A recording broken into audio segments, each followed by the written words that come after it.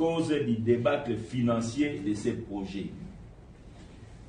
Les résultats obtenus par l'inspection générale des finances peuvent être résumés de la manière suivante. Montant décaissé par les trésors publics, 285 millions de dollars.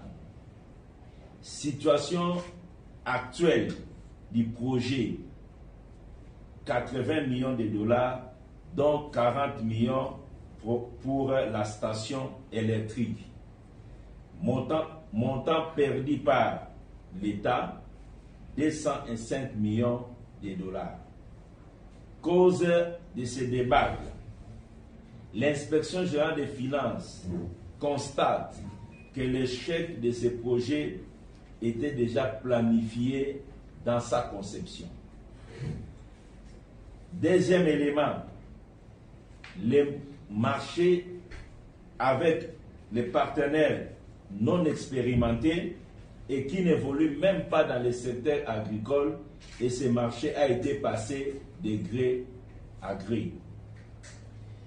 Troisième élément à la base du débâcle, une surfacturation en moyenne de 1 à 10 pour l'acquisition des équipements et des intrants agricoles. Quatrième cause du débâcle, 80% des paiements surfacturés ont été logés dans un compte se trouvant en Afrique du Sud, où les complices se retrouvaient régulièrement pour se partager les butins. Cinquième élément, surfacturation présumée des travaux de soutirage de l'électricité sur la ligne Inga à 40 millions de dollars avec un trop paiement de 2 millions de dollars. Sixième élément, sur les 285 millions de dollars décaissés par le Trésor, 80 millions de dollars seulement ont réellement servi au parc agricole. Le ministère des Affaires étrangères informe l'opinion nationale qu'au terme du contrat intervenu en date du 11 juin 2020 et qui liait le gouvernement de la République démocratique du Congo au consortium des sociétés du groupe Semlex, j'avais mis en place une commission ad hoc en charge de réaliser les opérations de transfert de l'infrastructure, du savoir-faire et des données techniques au profit de l'État congolais. Cette commission avait aussi comme tâche d'examiner les aspects juridiques, techniques et financiers en vue de la relance de la production des passeports. Au terme de ces travaux, cette commission avait soumis à l'attention des autorités compétentes son rapport assorti des options qui devaient être levées. Ces options avaient été principalement présentées à son Excellence Monsieur le Président de la République, chef de l'État, qui avait donné des orientations claires dans le sens de privilégier la continuité du service de délivrance des passeports au peuple congolais, et cela à un coût réduit.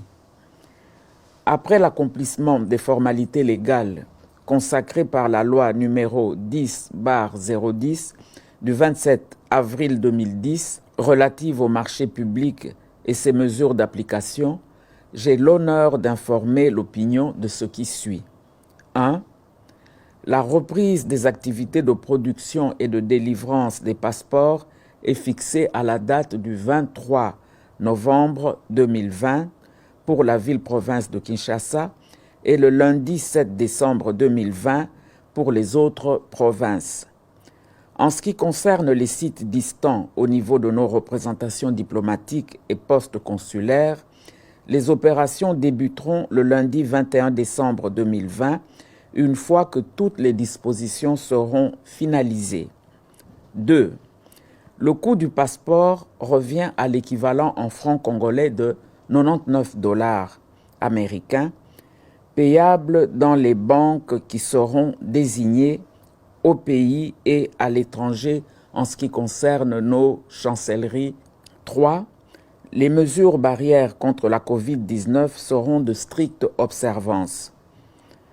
Le ministère des Affaires étrangères remercie toute la population congolaise pour la patience qu'elle a observée pendant ce moment d'attente Elle invite à dénoncer toute forme d'antivaleur susceptible d'être décelée dans la chaîne de production des passeports congolais, symbole important de notre identité nationale et de notre souveraineté, faite à Kinshasa le 17 novembre 2020.